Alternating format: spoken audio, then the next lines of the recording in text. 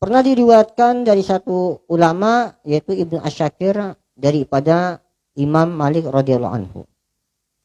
Lah tahmilu ilma, la tahmilul ilma. Janganlah kalian mengambil ilmu an ahlil bid'ah, daripada orang yang ahlul bid'ah. Bid'ah itu sebenarnya banyak maknanya, di sini dijelaskan juga di dalam kitab ini bahwa yang bid'ah itu qala Syekh Zurqun di dalam kitab Iddatul Murid, bahwa Syekh Az-Zurqu berkata secara syariat yaitu ahdasun fi amriddin yusibu ayyakuna minhu wa laysa minhu siwa kana bisturati au bil haqiqati. Sesuatu pembaharuan di dalam bentuk model agama yang menyerupai bagian agama tersebut, ya, baik secara rupanya ataupun hakikatnya. Contoh begini, sholat sudah jelas ada syariat dan tuntunannya. Misalnya ketika kita takbir, maka takbirnya mengucapkan Allah Akbar. Kita ganti Allah Maha Besar. Nah, ini bid'ah. Nah, ini bid'ah. Sholat jelas suruh bacanya Fatihah. Diganti bukan Fatihah, tidak usah baca Fatihah lagi. Cukup bacanya Qul a'udzu birabbil falaq. Misalnya, bukan tidak ada Fatihahnya, maka ini pun bid'ah. Sholat rukunya harus ke depan. Ini dibalik, rukunya ke belakang. Misalnya, itu pun termasuk sesuatu yang menyerupai agama dalam bentuk ataupun hakikat yang daripada bagian agama tersebut. Cara menurut itu Syekh Az-Zurqu di dalam kitab Umdatul Umri. Dan ini sesuai dengan hadis Nabi, ya, man ahdatsa fi amrina wa laysa minni fahuwa raddun. Orang yang berbuat sesuatu ajaran baru, pembaharuan di dalam masalah agama, wa laysa minni, dan itu bukan bagian ajaran dariku, kata Rasul, maka namanya fahuwa raddun, maka itu tertolak, batil ataupun batal, tertolak dan tidak akan sampai amal ibadah yang ia kerjakan kepada Allah Subhanahu wa ta'ala. Sehingga Imam An-Nawawi dalam kitabnya syarah daripada kitab Al-Arba'in atau ya kitab Al-Arba'in menerangkan bahwa asbabul wurud hadis ini, sebab musabab Rasul sallallahu alaihi wasallam ini menyampaikan hadis ini, dulu pernah ada seorang laki-laki yang pernah berbuat zina. Pernah berbuat zina yang yang akan dihukum ranjam karena mengakui perzinahannya. Jadi salah satu tobatnya zina harus dihukum ranjam. Berapa? Samanya 80 cambuk, ya, ataupun 100, ya.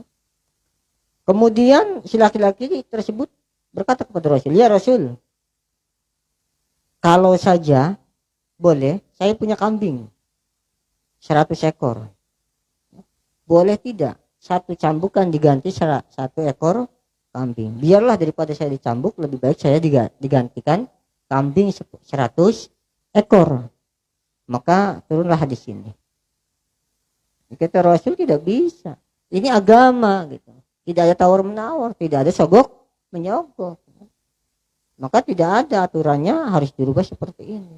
Sehingga tetaplah direalisasikan atau dilaksanakannya hukum ranjam kepada orang yang berzina tersebut.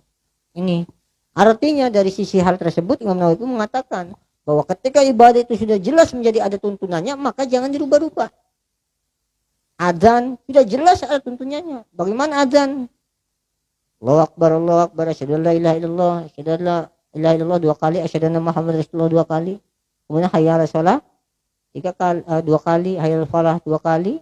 Kemudian Allahu Akbar, la ilaha illallah. Maka tidak ada tuntunannya. Kalau ada, tidak ada tuntunannya yang mengatakan hayya 'alal jihad misalnya. Kan ini sudah jelas. Ini Rasul pun mengatakan bahwa ketika ini sudah baku, maka tidak bisa lagi dirubah.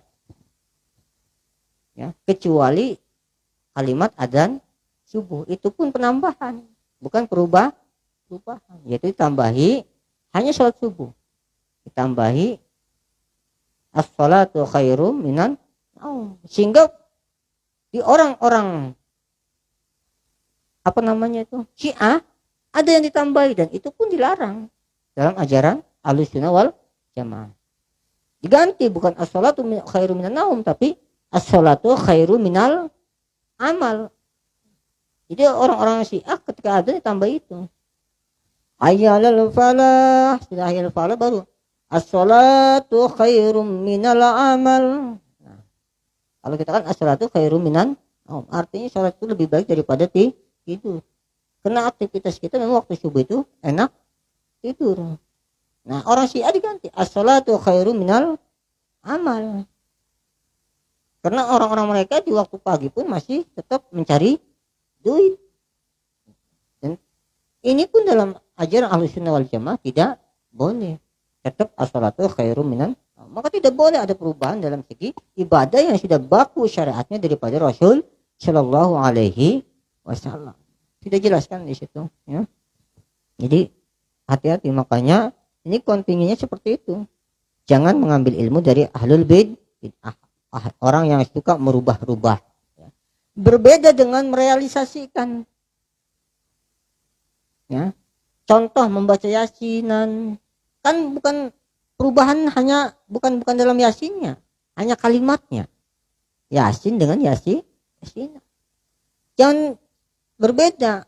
Kalau yang dimaksud bid'ah itu adalah ketika membaca yasinnya dicampur-campur, dirubah, bukan yasinnya.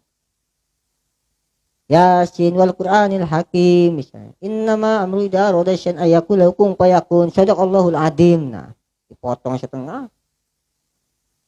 Ataupun diganti-ganti.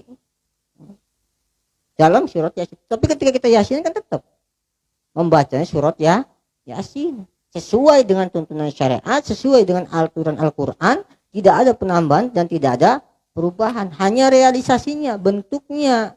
Bagaimana pembacanya secara berjamaah, maka jadilah yang namanya yasin menjadi yasinan. An itu berarti bermakna jamaah. Tahlil, kalau dewekan la ilaha illallah kena jamaah namanya tahlilan. Artinya an ini tambahan berjamaah. Ada orang yang mengakui tahlil tapi ketika tahlilan tidak mengakui, padahal an ini hanya menambahkan kelompok dalam bahasa Indonesia gitu. Tahlil sendirian, tahlilan berjamaah gitu. Yasin sendirian, yasinan berjamaah. Sedekah sendirian, sedekah berarti sedekah berjamaah. Kan gitu. Jadi berbeda. Nah, namanya realisasi. Sehingga pengaplikasiannya berbeda, realisasinya berbeda. Loh, ada hadisnya. Man sanna sunatan hasanatan fid din, kata Rasul, barang siapa berbuat sesuatu yang sudah ada aturannya dalam agama, ya. Kemudian mansana, sana itu ada satu perbuatan yang sudah memang ada aturan syariat. Mansana sunatan hasanatan fid din, barang siapa yang berbuat sesuatu agama, suatu ibadah yang bersifat baik, yang tidak keluar daripada aturan syariat Rasul, falahu ajruha, maka dia mendapatkan satu pahala. Wa ajru man amilaha min ghairi ayang kuswa min ujuriha. Kita yang membaca marhaban mengajarkan orang marhabanan, maka pun ketika kita diam, orang yang baca marhaban tadi mendapat pahala dan kita pun yang mengajarkannya mendapat pahala. Gitu. Itu hadisnya. Jadi realisasi, bukan pembaruan, bukan bid'ah, ya. Karena Yasin itu sudah ada dari zaman Rasul dan di Al-Qur'an sudah ternyata. Bukan bikinan kita, bukan baru, bukan. Nah, namanya realisasi. Gitu ya.